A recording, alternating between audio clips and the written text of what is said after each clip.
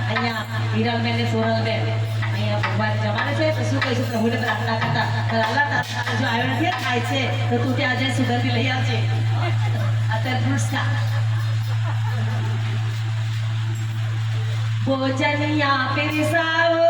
મારા લાલા ને જમાડો જમો